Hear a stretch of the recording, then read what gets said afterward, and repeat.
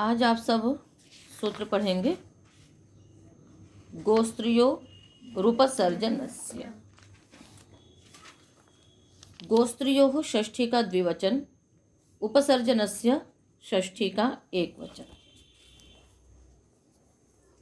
समास होगा गौश्च स्त्री च इति गोस्त्रियौ तयोः गोस्त्रियोः। इतरेतर द्वंद्व समास। क्या समास हुआ? गौश्च स्त्री च इति गौस्त्रियौ तयोः गौस्त्रियोः। सूत्र क्या है? गौस्त्रियोः या गोस्त्रियोः? तो फिर इस पे आपने ध्यान दिया कि विग्रह में तो गौश्च स्त्री च हो रहा है और जब समास कर रहे हैं तो क्या हो रहा है? गोस्त्री तयोः गोस्त्रियोः। ऐसा क्यों हो रहा है? नामिक तो आप सब पढ़ चुके हैं, गौ शब्द की सिद्धि पढ़ी है ना। तो शब्द इसमें ओकारांत है या औकारांत है? ओकारांत है। तो गहु रूप कैसे बनता है? गोतोनित से नित्वत होता है। तो गोतोनित से जो नित होता है वो सु के परे रहते होता है और जब हम विग्रह करते हैं तब तो सु है, गौश्च प्रयोग किया हमने। और जब हम समास कर लेते हैं तो अंतर्वर्तनी विभक्तियों का लुक हो जाता है। लुक होने के पश्चात जो सु है उसका लुक हो गया। जब लुक हो गया तो सुपरे नहीं मिला, सुपरे नहीं हुआ, प्रत्यय लक्षण होगा नहीं। इस प्रकार से यहाँ पर नित्वत भी नहीं होगा। नित्वत नहीं होगा तो वृद्धि भी नहीं होती है। इसीलिए क्या बनता है? गोस्त्रियौ। ठीक है ना। इसीलिए गौशाला बनता है, गौशाला नहीं बनता है। ये छोटी छोटी बातें होती हैं, किंतु हर प्रश्न का उत्तर आप व्याकरण से दे सकते हैं कि ऐसा क्यों हुआ, तो उसके लिए आपको ध्यान में रखना होगा। चलिए आगे बढ़ते हैं। अनुवृत्ति आ रही है ह्रस्व और प्रातिपदिकस्य की ऊपर वाले सूत्र से, जो कि इसी सूत्र तक जाएगी 48 तक। अर्थ करेंगे उपसर्जन गो शब्दांतस्य प्रातिपदिकस्य उपसर्जन स्त्री प्रत्ययांतस्य च प्रातिपदिकस्य ह्रस्वो भवति। क्या अर्थ हुआ सूत्र का? उपसर्जन गो शब्दांतस्य प्रातिपदिकस्य उपसर्जन स्त्री प्रत्ययांतस्य च प्रातिपदिकस्य ह्रस्वो भवति। उपसर्जन गो शब्दांत प्रातिपदिक को और उपसर्जन स्त्री प्रत्ययांत प्रातिपदिक को ह्रस्व होता है। उदाहरण है गो शब्दांत में चित्रगुः, शबलगुः।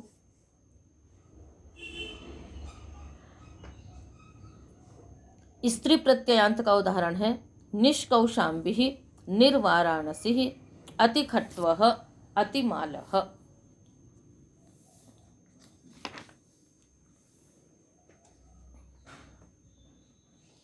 चित्रगुः, शबलगुः। इसी के उदाहरण में आप उपगुः भी ले सकती हैं। उपगुः तो चित्रगुः चित्राः गावः सन्ति यस्य स चित्रगुः।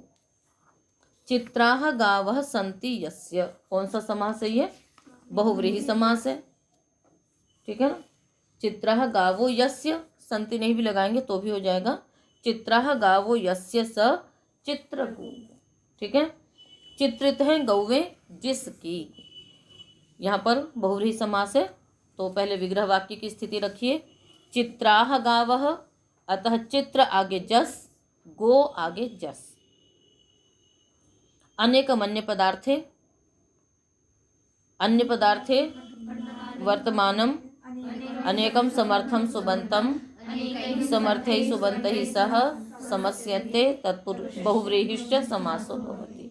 वो बहुव्रीहि समास होता है अन्य पदार्थ में वर्तमान जो समर्थ सुबंत हैं उनका। तो इनका परस्पर समास हो गया। समास होने के पश्चात प्रत्यथित समासाश्च सुपो धातु प्रातिपदिकयोः चित्र गो। ठीक है।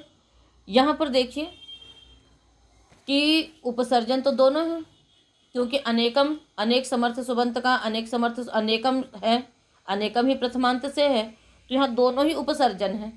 जब दोनों उपसर्जन है जहाँ पर, वहाँ पे किसका पूर्व में निपात होगा? जहाँ एक उपसर्जन है एक अनुपसर्जन है वहाँ तो उपसर्जन का पूर्व में निपात होगा, किंतु बहुव्रीहि समास में दोनों उपसर्जन होते हैं और द्वंद्व समास में दोनों अनुपसर्जन होते हैं, यानी दोनों प्रधान होते हैं। तो अब वहां पर आप किसका पूर्व में निपात करेंगे? उसके लिए सूत्र है सप्तमी विशेषणे बहुव्रीहौ। पूर्व निपात प्रकरण है द्वितीय अध्याय के द्वितीय पाद में। तो इसका अर्थ हो जाएगा बहुव्रीहौ समासे सप्तम्यंतम विशेषण वाची शब्दम च पूर्वम निपतति। बहुव्रीहि समास में जो सप्तम्यंत पद है अथवा जो विशेषण पद है उसका पूर्व में निपात होता है। तो यहाँ पर सप्तम्यंत वाला तो है, यहाँ विशेषण देखेंगे तो विशेषण क्या है? चित्राह गावः, चित्रित गौवे हैं जिसकी। गौ क्या है? विशेष्य। चित्र क्या है? विशेषण। अतः वही पूर्व में यहाँ पर होगा। तो चित्र गो ये स्थिति हो गई। अब इसके पश्चात यहाँ पर गोस्त्रियो रूपसर्जनस्य, गोस्त्रियो रूपसर्जनस्य सूत्र लगाएंगे कि उपसर्जन जो गो शब्दांत और उपसर्जन स्त्री प्रत्ययांत। तो यहाँ पर गो शब्द जो है वो उपसर्जन है, दोनों ही पद क्योंकि उपसर्जन है, अतः तो उपसर्जन जो गो शब्दांत प्रातिपदिक है उसको ह्रस्व कर देंगे। जब ह्रस्व होगा तो क्या होगा? ओ एच ह्रस्वादेश लगेगा कि ह्रस्वादेशे कर्तव्ये एच स्थाने इगेव भवति। तो यहाँ पर ह्रस्वादेश करना है। एच है ओ, उसके स्थान पे इक होगा। ओ को क्या हो जाएगा? उ चित्रगु। इसके पश्चात स्वाद्योत्पत्ति रुत्व विसर्ग करके शब्द सिद्ध हो गया चित्रगुहु। इसी प्रकार शबलाह गावः यस्य, शबलाह कहते हैं चितकबरी को, है तो चितकबरी गायें हैं जिसकी। शबलाह गावः यस्य स शबलगुहु। स्थिति क्या रखेंगे? शबल जस गो जस। फिर उसी प्रकार अनेक अन्य पदार्थ से समास सप्तमी विशेषण बहुव्रीहौ गोस्त्री रूपसर्जनस्य स्वाद्योत्पत्ति करके शबलगुहु। अगला उदाहरण है निष्कौशाम्बिः निर्वाराणसी। इसकी सिद्धियां आपने कल ही पढ़ी हैं एक विभक्ति चा पूर्व निपाते में, अतः हम उसके यहाँ पर सिद्धि नहीं कर रहे हैं। अगला उदाहरण देखिए अति खट्वः अतिमालाः। खट्वाम अतिक्रांतः इति अति खट्वः, खाट का जिसने अतिक्रमण कर लिया। मालाम अतिक्रांतः, माला का जिसने अतिक्रमण किया। यहां स्थिति रखिए अतिसु खट्वा अम, खट्वाम अतिक्रांतः, अतः खट्वा क्या रहेगा? द्वितीयांत रहेगा। तो अतिसु खट्वा अम, इसी प्रकार से अतिसु माला अम, ऐसी स्थिति रख करके यहाँ भी एक वार्तिक है अत्यादयः क्रांताद्यर्थे द्वितीयया। अतिरिकुलम में पढ़ा होगा आपने। तो अत्यादयः है ना, प्रादयः क्रांताद्यर्थे किं भवति? द्वितीयांतेन समर्थेन सुबन्तेन सह समस्यन्ते तत्पुरुषश्च समासो भवति। अत्यादि प्रादियों का, अति इत्यादि प्रादिगण में पढ़े हुए हैं, तो अत्यादि प्रादियों का, ठीक है ना, द्वितीयांत समर्थ सुबंत के साथ समास होता है क्रांतादि अर्थों में। ठीक है। सामान्य रूप से हमें कहीं भी देखते हैं कि प्र अति इत्यादि, तो हम उसके लिए उपसर्ग का प्रयोग कर देते हैं। पर आप लोगों को ये सिद्धांत रूप में ये मालूम होना चाहिए कि जब वो क्रिया के साथ होंगे तभी उनकी उपसर्ग संज्ञा होगी। यदि क्रिया के साथ नहीं है तब आप उनको क्या बोलेंगे? प्रादि बोलेंगे। तब आप उनको क्या बोलेंगे? प्रादि बोलेंगे। कहीं उनकी कर्म प्रोचनी संज्ञा होगी तो कर्म प्रोचनी होंगे, कहीं गति संज्ञा है तो वे गति माने जाएंगे। तो इसलिए उनको क्या कहा जाएगा? प्रादि। सब जगह उपसर्ग शब्द का प्रयोग नहीं करना चाहिए, सामान्यतया कर लेते हैं, किंतु उपसर्ग संज्ञा उनकी कब है? जब वो क्रिया के साथ है। प्रादय उपसर्गाः क्रिया योगे, तो क्रिया के योग होने पर ही वो उपसर्ग हैं, अन्यथा वो प्रादि हैं। कुगति प्रादय में भी प्रादय कहाँ है? तो अत्यादि प्रादियों का समास हो गया। समास होने के पश्चात कृत्यधित समासाश्च सुपो धातु प्रातिपदिकयोः, और अत्यादय में प्रथमा है, अतः अति ही पूर्व में गया। तो अति खट्वा, अतिमाला। अब यहाँ पर देखिए, यहाँ जो अति है वो प्रथमा निर्दिष्टम समास उपसर्जनम से उपसर्जन संज्ञक है, किंतु जो खट्वा और माला हैं वे तो किससे हैं? एक विभक्ति चापूर्व निपाते। यहाँ भी नियत विभक्ति है वो, क्योंकि द्वितीयांत के साथ ही समास होना है, तो हमेशा खट्वाम मालाम यही रहेगा यहाँ पर। तो ये एक विभक्ति चापूर्व निपाते से इसकी उपसर्जन संज्ञा है। फिर ये सूत्र लग गया गोस्त्री उपसर्जनस्य, उपसर्जन स्त्री प्रत्ययांत। तो खट्वा और माला क्या है? उपसर्जन है, उपसर्जन है, स्त्री प्रत्ययांत शब्द है, टाप हुआ इनमें, अतः इनको क्या हो जाएगा? ह्रस्व हो जाएगा। ह्रस्व होने से अति खट्व अति माल। अब इसके पश्चात स्वाद्युत्पत्ति करेंगे। अति खट्व आगे सु, उसके पश्चात ऋतु विसर्जनी कर लीजिए, क्या बन जाएगा? अति खट्व अति माल। ठीक है, यहाँ पर देखो एक बात आप सब ध्यान में रखिए। हलज्ञाभ्यो दीर्घ श्रुति से प्रिक्तम हल सूत्र है ना, इसका क्या अर्थ करते हैं? दीर्घ दीर्घ आबंत से उत्तर। वहां ध्यान में दो कि आप तो दीर्घ ही रहता है, नी भी क्या है? दीर्घ ही है। फिर वहां क्यों लगाया दीर्घ और दीर्घ आबंत? हल तो कभी दीर्घ होगा नहीं, और आप जो है वो तो हमेशा दीर्घ है आ, और नी भी क्या है? हमेशा दीर्घ है। फिर वहां दीर्घ क्यों लगाया गया है? तो वो इसी के लिए लगाया है कि यहाँ पर भी जैसे आ को ह्रस्व हो गया, पर वो स्थानीय वदादेश से वो क्या माना जाएगा? आबंत ही माना जाएगा। यदि दीर्घ न लगाते तो ये क्या माना जाता? आबंत ही माना जाता। और आबंत होने से हल ज्ञाभ्यो दीर्घात श्रुति से प्रिक्तम हल से क्या होता? सु का लोप हो जाता। इसी प्रकार निर्वाराणसी और निष्कौशाम्बी में भी यहाँ पर ङी हुआ है, कहीं पर ङीप है, कहीं पर ङीश है। यदि दीर्घ न लगाते तो आपने उसी को तो ह्रस्व किया है, और आदेश क्या होते हैं? स्थानीय के समान होते हैं। तो आपने दीर्घ को ह्रस्व कर दिया, माना तो वो क्या जाएगा? वही माना जाता। तो फिर वहां पर भी क्या होता? सु का लोप प्राप्त था। इसलिए यहाँ पर क्या कहा गया है? दीर्घ दीर्घ आबंत, कि जब वो दीर्घ ही रहेगा तभी लोप होगा, अन्यथा लोप नहीं होगा। इसलिए अति खट्वः अति मालः यहाँ पर क्या रहता है? लोप न होकर के स्वाद्युत्पत्ति होती है। ठीक है, स्वाद्युत्पत्ति भी होती है और ऋतु विसर्ग भी हो जाता है। तो इस प्रकार से ये सूत्र आपका पूर्ण हुआ। कौन सा? गोस्त्रियोर उपसर्जनस्य। अगला सूत्र है लुक तद्धित लुकी। लुक प्रथमा का एक वचन, तद्धित लुकी सप्तमी का एक वचन। तद्धितस्य लुक तद्धित लुक तस्मिन् तद्धित लुकी षष्ठी तत्पुरुष समास है। अनुवृत्ति आ रही है स्त्री और उपसर्जनस्य की। अर्थ करेंगे सूत्र का। तद्धित लुकी सति उपसर्जनस्य स्त्री प्रत्ययस्य लुक भवति। तद्धित लुकी सति, तद्धित के लुक होने पर उपसर्जनस्य स्त्री प्रत्ययस्य, उपसर्जन स्त्री प्रत्यय का भी लुक भवति, लुक हो जाता है। उदाहरणों से आपको सिद्धि समझ में आएगी। उदाहरण है पंचेन्द्र दशेन्द्र, पंचशष्कुलम, आमलकम, कुवलम, बदरम इत्यादि।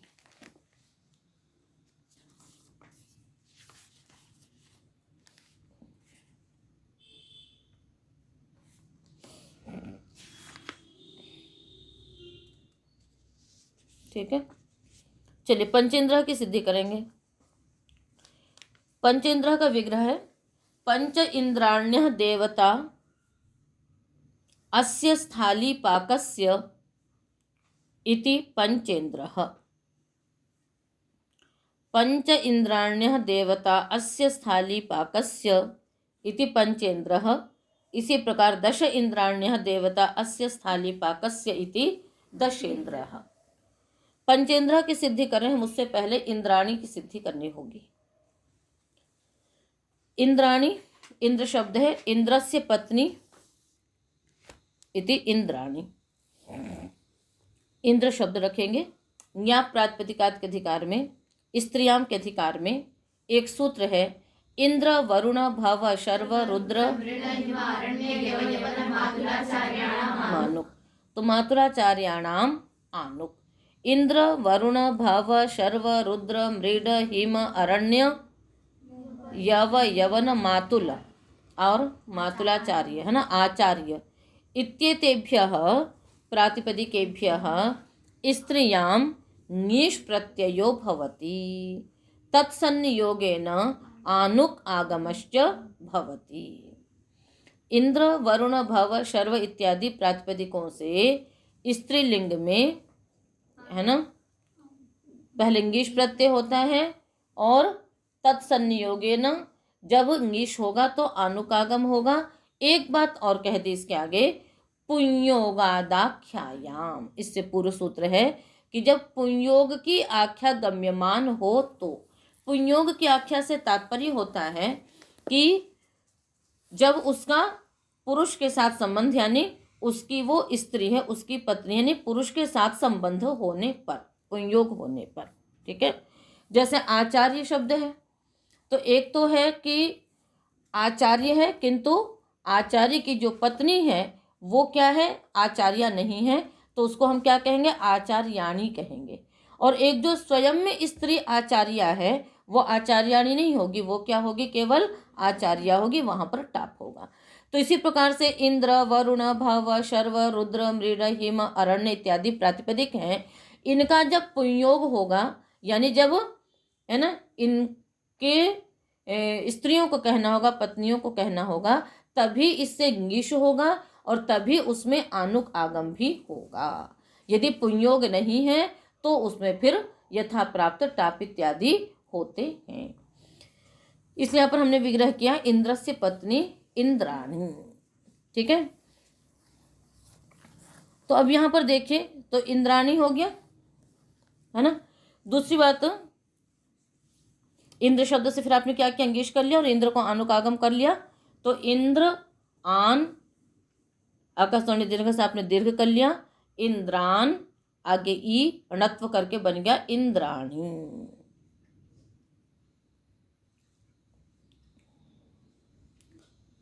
यहां पर एक शंका और यह हो सकती है कि यहां पर तो आप इंद्राणी जो है वो देवता को कह रहे हैं, तो देवता सामान्य रूप से क्या होता है ये आप समझ लीजिए। हालांकि ये व्याकरण का विषय नहीं है, पुनरपि जानना चाहिए, कभी आपको भविष्य में ये शंका हो सकती है कि यहाँ तो हम इंद्राणी से देवता कह रहे हैं, तो जो देवता है वो तो पुंयोग की बात यहाँ पर है नहीं, ठीक है। तो यहाँ पर क्या होता है कि सामान्य रूप से हम एक लौकिक व्यवहार में देखते हैं कि पुंयोग होने पर कि जिस प्रकार से पति और पत्नी का जो वो है साथ है वो हमेशा साथ रहते हैं, इसी प्रकार से जो देवता होता है वो क्या होता है, उसकी अपनी शक्ति होती है। जैसे इंद्र है तो इंद्र की जो शक्ति है, यहाँ पर देवता से क्या कहा जाएगा, बता इंद्र देवता तो है किंतु यहाँ पर पुंयोग की तरह यहाँ पर लिया जाएगा कि जैसे उसमें वो हमेशा साथ रहती है, इसी प्रकार से इंद्र की जो अपनी शक्ति है वो जब हर समय साथ रहती है, वही यहाँ पर क्या है, इंद्राणी है ना। ये शतपथ ब्राह्मण में इस प्रकार का प्रसंग आया कि तो उससे ये बात स्पष्ट होती है कि इसी प्रकार से अन्यत्र भी रहता है ना, निरुक्त में भी इस प्रकार की मतलब आती हैं बातें। तो यहाँ पर क्यों हम इंद्राणी से हम कर लेते हैं कि यहाँ पर वो वाली चीज़ तो नहीं है, पुनरअपि यहाँ पर निरंतर उसकी जो भी कोई भी देवता है ना, कोई भी देव है, उसकी अपनी शक्ति हर समय उसके साथ है, यही उसका क्या है, वहाँ पर पुंयोग के समान उस चीज को मान लिया जाता है। तो यहाँ तक तो हो गया। अब आगे चलिए, इंद्राणी शब्द की सिद्धि बन चुकी है, पंचन आगे जस, इंद्राणी आगे जस, पंचन आगे जस, इंद्राणी आगे जस। तद्धितार्थोत्तर पद समाहारे च, सूत्र पहले भी आ चुका है, तद्धितार्थे यानी तद्धितोत्पत्ति विषये, उत्तर पदे परतः, समाहारे च गम्यमाने। अंतर क्या होता है? आगे अनुवृत्तियां किसकी आ रही हैं? जो भी सूत्र बीच में लगते हैं उन सब के अर्थों को भी आप लोग दोहराते रहा करो। अनुवृत्ति किसकी आ रही है? देखिए ऊपर से, दिक् संख्ये दिशावाची, संख्यावाची, समर्थम सुबंतम, है ना, समानाधिकरणेन समर्थेन सुबंतेन सह समस्येते, तत्पुरुषश्च समासो भवति। तद्धितार्थे अर्थात तद्धितोत्पत्ति विषये उत्तरपदे परतः समाहारे च गम्यमाने दिक्संख्ये समर्थे सुबन्ते समानाधिकरणेन समर्थेन सुबन्तेन सह समस्येते तत्पुरुषश्च समासो भवति। तद्धितोत्पत्ति विषय में उत्तर पद परे हो अथवा समाहार गम्यमान हो तो दिशावाची और संख्यावाची जो समर्थ सुबंत हैं उनका समानाधिकरण समर्थ सुबंत के साथ समास होता है और वह तत्पुरुष समास होता है। यहाँ पर देखिए पंच इंद्राण्य देवता अस्य, तो यहाँ पर तद्धितार्थ कौन सा है? देवता अस्य, ये तद्धितार्थ है। इसी में तद्धित प्रत्यय उत्पन्न होने वाला है ऐसा मान के आपने पहले ही क्या कर लिया? समास कर लिया। जब समास हो गया तो सुपो धातु प्रातिपदिकयो कृत्यधित समासाष्ट इत्यादि लग करके पंचन इंद्राणी ये स्थिति रही। पंचन इंद्राणी ये स्थिति रही। इसके पश्चात न लोपः प्रातिपदिकांतस्य, यहाँ पर आप क्या करेंगे? पंचन आगे जस था तो उस जस अंतर्वर्तनी विभक्ति को मान करके पंचन की प्रातिपदिक संज्ञा करेंगे। फिर ये नकारांत प्रातिपदिक पद है, इसके नकार का लोप कर दिया तो रहा पंच इंद्राणी। आद्गुण से गुण कर लीजिए पंचेंद्राणी। पुनः सूत्र लगाइए सास्य देवता। तद्धित का सूत्र है 4 2 23। सा है ना इति प्रथमा समर्थात है ना देवता समानाधिकरणात् प्रथमा समर्थात् प्रातिपदिकात् अस्य इति षष्ठ्यर्थे यथा विहितं प्रत्ययो भवति। देवता समानाधिकरणात् प्रथमा समर्थात् प्रातिपदिकात् अस्य इति षष्ठ्यर्थे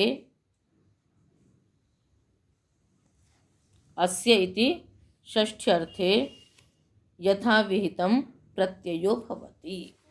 ठीक है, कहते हैं देवता समानाधिकरण यानी देवता के साथ समानाधिकरण रखने वाला जो प्रथमा समर्थ प्रातिपदिक है। तो आपने कहा ना कि पंच इंद्राण्य देवता अस्य, तो देवता के साथ समानाधिकरण है पंच इंद्राणी प्रातिपदिक का, तो उससे क्या होता है? अस्य यानी इस षष्ठ्यर्थ में पंच इंद्राणी देवता है इस स्थाली पाक के, तो अस्य यह षष्ठ्यर्थ है। इसमें यथाविहित प्रत्यय होगा। यथाविहित माने जिससे जो विधान किया गया है।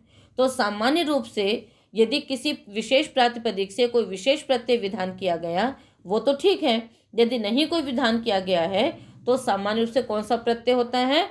अण प्रत्यय होता है। पूरे चतुर्थ अध्याय के लिए ये बात कह दी गई है। तेन दिव्यति खनति जयति जितम से पहले प्राग दिव्यत्व, कि दिव्यत से पहले पहले जितने भी अर्थ हैं उन सब में अण प्रत्यय होगा। उसके पश्चात अलग अलग कुछ कुछ अपवाद कह दिए गए कि इससे ये हो जाएगा, इससे ये हो जाएगा, तो यहाँ पर तो अण प्रत्यय ही होगा। तो पंचेंद्राणी आगे अण, पुनः इसकी तद्धिता से तद्धित संज्ञा हो जाएगी। उसके पश्चात एक सूत्र है संख्या पूर्वो द्विगुः। तद्धितार्थोत्तर पद समाहारे च इत्यनेन सूत्रेण यो समासो विहितः तत्र संख्या पूर्वः समासः द्विगु संज्ञको भवति। तद्धितार्थोत्तर पद समाहारे च, इस सूत्र से जो समास विधान किया गया उसमें जो संख्या पूर्व वाला समास होगा वो द्विगु संज्ञक होगा। तो यहाँ पर संख्या पूर्व में है ना पंच, तो ये द्विगु संज्ञक हो गया। अब इसके पश्चात एक सूत्र है द्विगोर लुगन पत्ये, 4 1 88 निकाल लीजिए। 4 1 88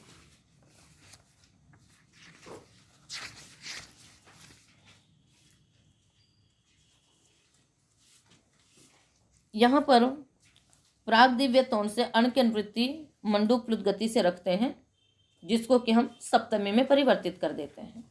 सूत्र का अर्थ होता है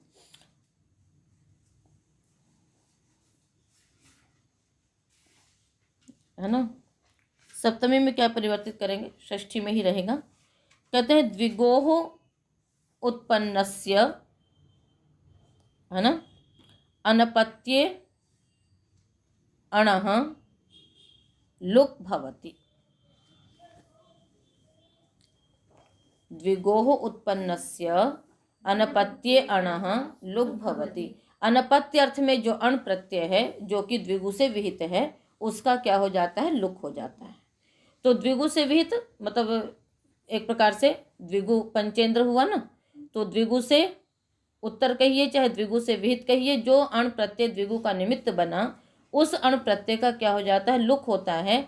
एक शर्त रख दी कि वो अपत्य अर्थ में ना आया हो, तो यहाँ अपत्य अर्थ में तो नहीं आया है। किस अर्थ में आया है, सास्य देवता। किस अर्थ में आया है, सास्य देवता, इस अर्थ में आया है। अतः इस अण का क्या हो गया, लुक हो गया।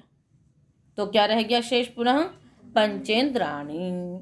यहाँ तक की सिद्धि आपको समझ में आ गई। पहले इंद्राणी शब्द की सिद्धि की, उसमें आपने इंगिश किया।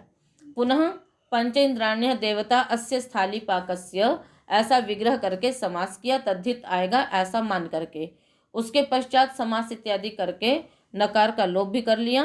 पुनः संख्या पूर्व द्विगु से द्विगु संज्ञा हुई और द्विगोर लुगन पत्य से आपने अण प्रत्यय का लुक कर दिया, पंचेंद्राणी रह गया। अब यहाँ सूत्र लगा लुक तद्धित लुकी।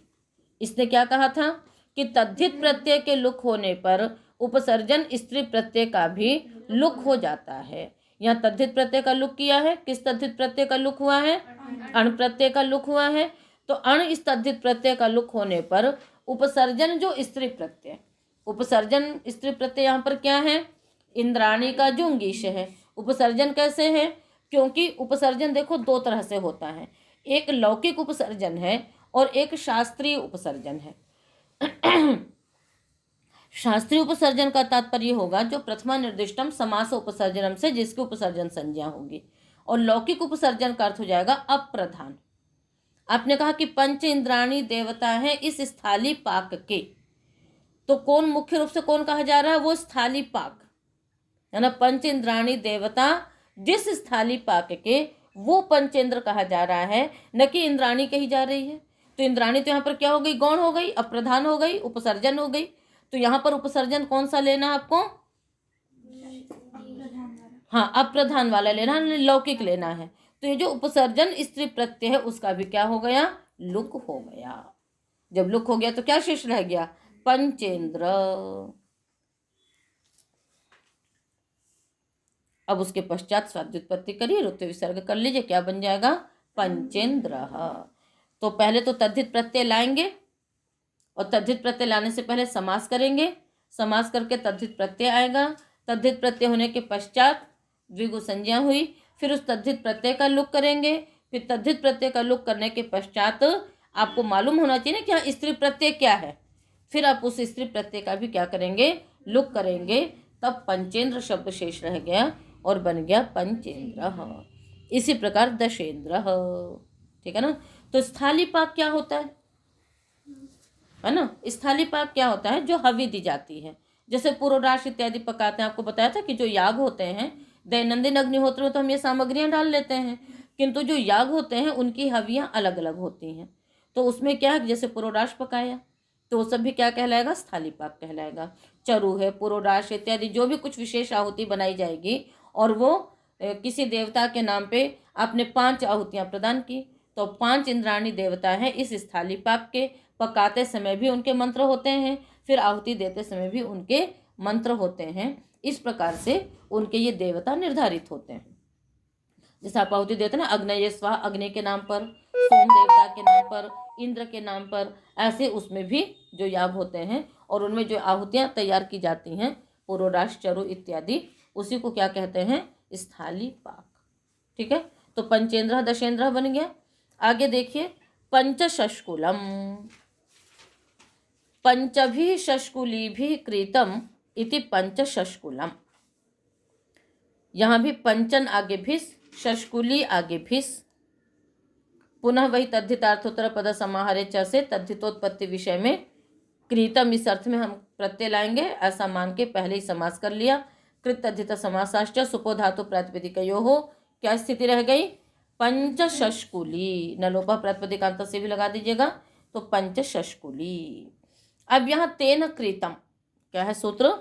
तेन कृतम। 5 1 36।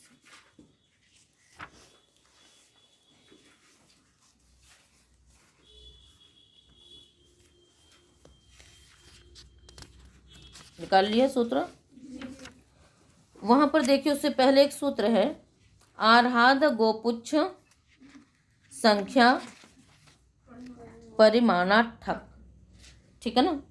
तेन कृतम है सूत्र, तो तेन कृतम का अर्थ कहता है कि तेन इति तृतीया समर्थात् प्रातिपदिकात् कृतम इत्यस्मिन् अर्थे यथा विहितम प्रत्ययो भवति, कि कृत अर्थ में तृतीया समर्थ प्रातिपदिक से यथाविहित प्रत्यय होगा। यथाविहित माने जिससे जो विधान किया गया है, तो पीछे प्रत्यय विधान किए गए कि तेन तुल्यम क्रिया चेदवती से पहले पहले तक सभी प्रातिपदिक सभी अर्थों में ठें प्रत्यय होगा। किंतु आर्हद गोपुच्छ ने कह दिया कि तदर्हति से पहले तक क्या प्रत्यय होगा? ठक प्रत्यय होगा, केवल गो पुच्छ संख्या और परिमाण वाचियों को छोड़ करके। तो यहाँ पर क्या हो जाएगा? ठक प्रत्यय होगा। तो पंच शष्कुली आगे ठक, पंच शष्कुली आगे ठक। पुनः संख्या पूर्व द्विगु से द्विगु संज्ञा कर लीजिए, संख्या पूर्व वाला समास है ये, इसलिए फिर यहां सूत्र लग जाएगा अध्यर्थ पूर्व द्विगोर लुग संज्ञायाम।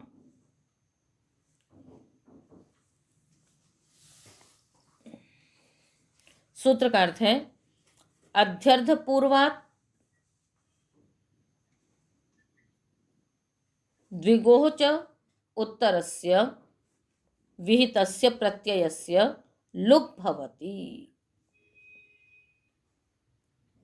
असंज्ञायाम। संज्ञा गम्यमान न हो तो अध्यर्थ पूर्व जो प्रातिपदिक और द्विगु संज्ञक जो प्रातिपदिक उससे विहित जो प्रत्यय है उसका लुक होता है। यहाँ अपने द्विगु से प्रत्यय कौन सा है? ठक प्रत्यय है, अतः ठक प्रत्यय का लुक हो गया। तो क्या रहा? पंच शष्कुली। अब लुक तद्धित लुकी लगा लीजिए कि तद्धित के लुक होने पर स्त्री प्रत्यय का भी लुक होगा। तो यहाँ पर तद्धित का लुक हुआ ठक प्रत्यय का। स्त्री प्रत्यय यहाँ पर जो शष्कुली शब्द है ये गौरादिगण में पढ़ा है, अतः शित गौरादिभ्यष्ट से यहाँ पर ङीश प्रत्यय हुआ था, तो उस ङीश प्रत्यय का भी क्या हो गया? लुक हो गया। तो पंच शष्कुल रह गया। अब पंच शष्कुल आगे स्वाद्युत्पत्ति करिए, सु अतोम लगा करके अम कर लीजिए। अमी पूर्व से पूर्व रूप एकादेश क्या बन गया? पंच शष्कुलम। बस आपको ये ध्यान रखना है कि यहाँ पे प्रत्यय कौन सा है। यहाँ ठक प्रत्यय है और लुक किससे हुआ है? अध्यर्थ पूर्व द्विगुर लुग संज्ञायाम से लुक हुआ है। फिर उसके पश्चात स्त्री प्रत्यय हैंगीश, उसका क्या हो गया? लुक हो करके पंच शष्कुलम। ठीक है। इसी प्रकार अगला उदाहरण है आमलकम। आमलक्यः फलम इति आमलकम, आमले वृक्ष का फल। तो आमलक अर्थवत धातु प्रत्यय प्रातिपदिकम, प्रातिपदिक संज्ञा शित गौरादिभ्यश्च, इससे यहाँ पर आपने ङीश कर लिया। ये भी गौरादिगण में पठित है इसलिए। तो आमलक ङीश, आमलक आगे ई, यस्यति च, है ना, ईकार तथा तद्धित के पहले है ना अवर्ण का लोप हो गया। आमलकी। अब यहाँ पर हमने क्या किया? आमलकी बन गया। अब इससे हमने स्वाद्युत्पत्ति इत्यादि कर ली।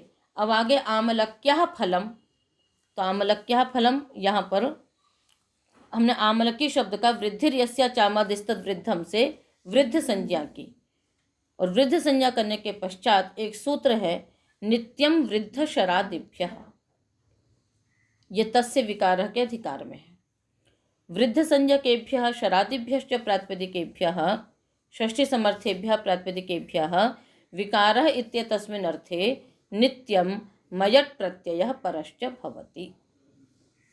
वृद्ध संज्ञकेभ्यः शरादिभ्यश्च षष्ठी समर्थेभ्यः प्रातिपदिकेभ्यः विकारः इत्येतस्मिन् अर्थे नित्यं मयट् प्रत्ययो भवति परश्च।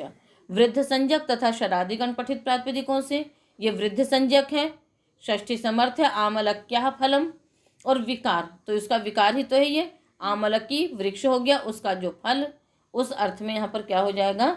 मयट प्रत्यय हो गया। तो आमलकी इंगस आगे मयट, क्या स्थिति रहेगी? आमलकी इंगस आगे मयट।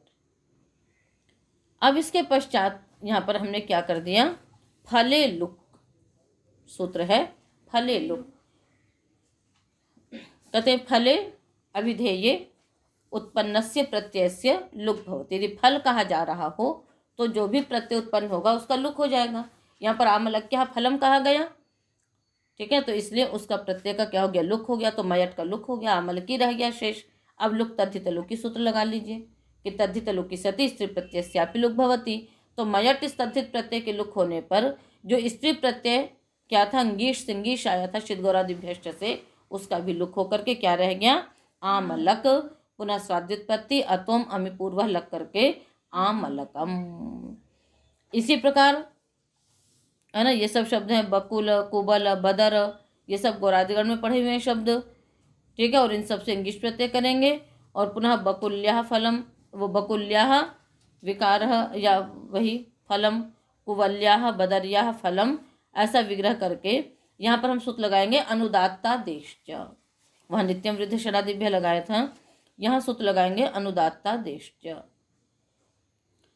अनुदात्तादेह प्रातिपदिकात् विकारावयवयोः अर्थयोः अय प्रत्ययो भवति। अनुदात्तादि षष्ठी समर्थ प्रातिपदिक से विकार और अवयव अर्थ में, विकार और अवयव अर्थ में क्या होता है, अय प्रत्यय होता है। यहाँ पर क्या हो गया, विकार और अवयव अर्थ में पहले अय प्रत्यय किया, पुनः वही फल, बस प्रत्यय का अंतर है केवल। पुनः यहाँ पर फले लोक से क्या हो जाएगा,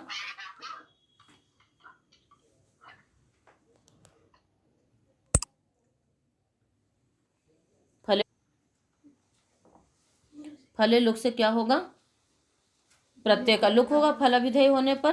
तो इस प्रकार से जब उस प्रत्यय अयम प्रत्यय का लुक हो गया, उसके पश्चात जो शिद गौरादिभ्यष्ट से आपने इंगिश किया था, उस स्त्री प्रत्यय का भी लुक तद्धित लुकी से लुक हो जाएगा, और शब्द आपके वही बनेंगे कुवलम बकुलम बदरम।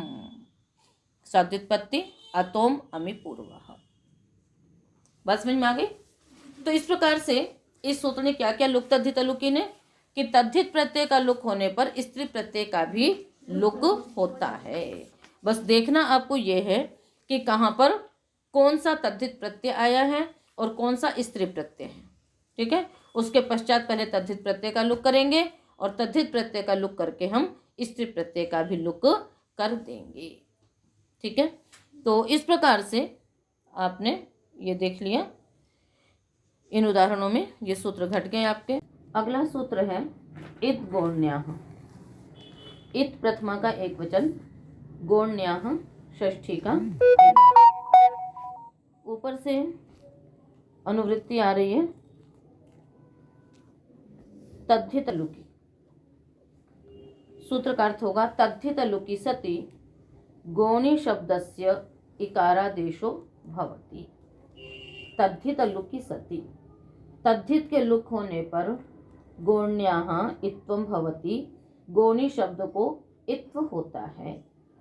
तात्पर्य क्या हुआ कि पिछले सूत्र ने कहा था कि तद्धित के लुक होने पर स्त्री प्रत्यय का भी लुक हो जाता है, पर इस सूत्र ने क्या कह दिया कि यदि तद्धित का लुक हुआ है तो गौणी शब्द को इत्व नहीं होता है, अपितु क्या होता है, उसको इकारादेश होता है, ठीक है। उदाहरण आप लोग जानती हैं, पंचगौण ही दशगौण ही, सिद्धियां भी आप पहले पढ़ चुके हैं, क्या कोई बात है ना, सिद्धियां भी आप पहले। स्त्री प्रत्यय का लुक नहीं होता है ना, हाँ, स्त्री प्रत्यय को लुक नहीं होगा, उसी स्त्री प्रत्यय को इत्व हो जाएगा। पहले इसकी सिद्धियां पढ़ चुके हैं, ठीक है ना। पंचभी गौणी भी क्रीता ही थी, पंचगौण ही दशगौण ही। तो यहाँ पर आपको बताया था कि गौणी शब्द में जानपद कुंड गौण स्थल, इस सूत्र से आवपन अर्थ में इंगित होता है, और उसी फिर पंचभी गौणी भी कृतः, इसमें आपने पहले समास किया, समास करने के पश्चात ठक प्रत्यय करते हैं, और ठक प्रत्यय करने के पश्चात अध्यर्थ पूर्व द्विगु लुक संज्ञायाम से आप उसका क्या कर देती हैं, लुक कर देती हैं। तद्धित प्रत्यय का लुक होने पर भी स्त्री प्रत्यय का जो लुक प्राप्त था वो न हो करके गौणी का जो ई है उसको क्या हो गया, इत्व हो गया, यानी ह्रस्व हो गया। तो क्या शब्द रह जाता है, पंचगौण ही दशगौण ही। किसमें पढ़ा था इसको,